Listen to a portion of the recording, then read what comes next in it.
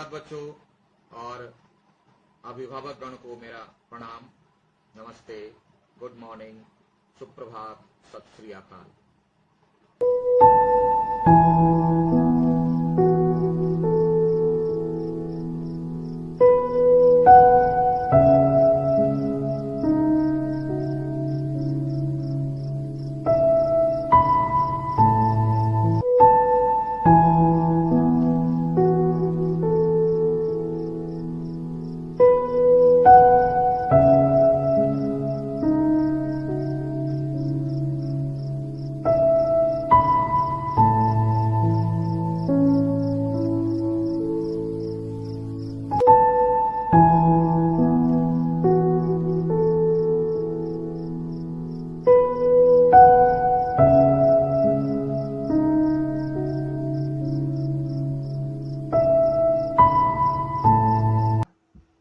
संधि के भेद: स्वर संधि, व्यंजन संधि और विसर्ग संधि। स्वर संधि की परिभाषा हम लोग पढ़े, जब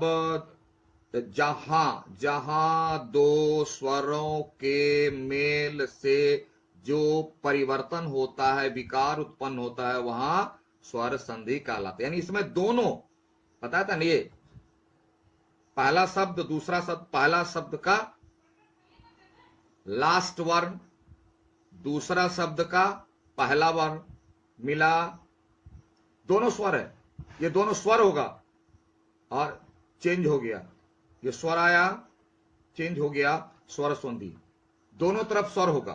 ठीक है, जैसे देखिए पुस्तकालय, पुस्तकालय में पुस्तक स्वर है, लास्ट वर्ण विच्छेद करेंगे तो पुस्तकालय, पु है ना, सॉरी आलय, आलय आ, तो पुस्तक में क्या है अ, और आलय में क्या है आ, मिलके क्या बन गया आ, यानी इसमें नेगेटिव हो गया, अ गायब हो गया। तो मैंने परिवर्तन की परिभाषा आपको बतलाई थी कि परिवर्तन कहते किसे, या तो घटेगा या बढ़ेगा या थर्ड फॉर्म में आ जाएगा, यही परिवर्तन है। या तो जितना था उससे कम होगा या उससे अधिक होगा या दोनों छोड़ के तीसरे में आएगा, ये तीनों प्रकार के परिवर्तन होते हैं। यहां परिवर्तन क्या हो रहा है, पुस्तक आलय आ बन गया पुस्तकालय, तो अ और आ में से अ गायब हो गया, घट गया, नहीं तो हो जाता कहता क्या पुस्तक आलय, अ गायब हो गया, तो ये परिवर्तन में आएगा। तो ये आएगा, चूंकि दोनों स्वर है, अ भी स्वर है आ भी स्वर है, इसलिए इसे कहेंगे स्वर संधि। क्या कहेंगे, स्वर संधि, तो दोनों स्वर है।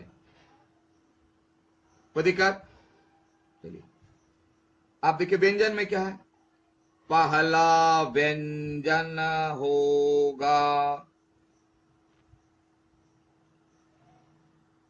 पहला क्या होगा, व्यंजन होगा, दूसरा, दूसरी तरफ व्यंजन या स्वर होगा। स्वर में क्या था, दोनों स्वर, दोनों स्वर। व्यंजन में क्या होगा, व्यंजन पहला, पहला व्यंजन, दूसरा व्यंजन हो या स्वर हो, यानी इधर व्यंजन हो या स्वर हो दूसरा, लेकिन पहला हमेशा व्यंजन होगा, इसलिए व्यंजन संधि।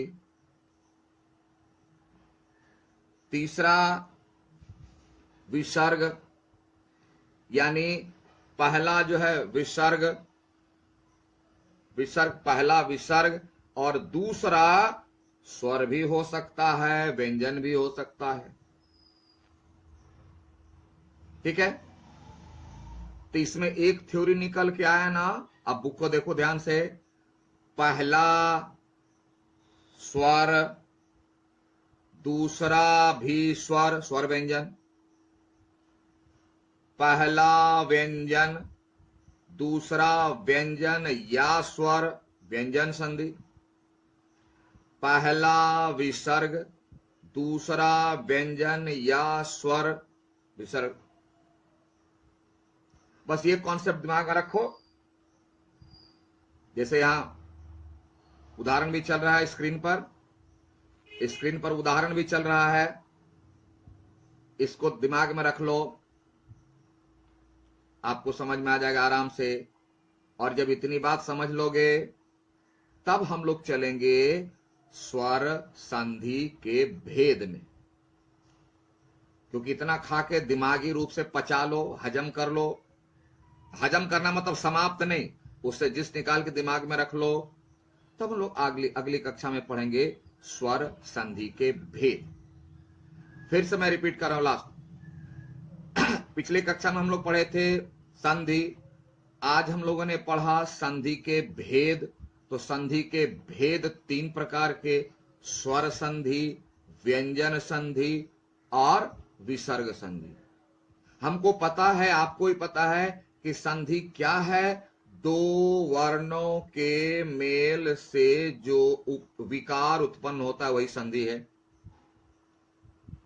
तो यहां संधि के भेद 3 है दोनों में। पहला स्वर, दूसरा भी स्वर वर्ण, स्वर संधि।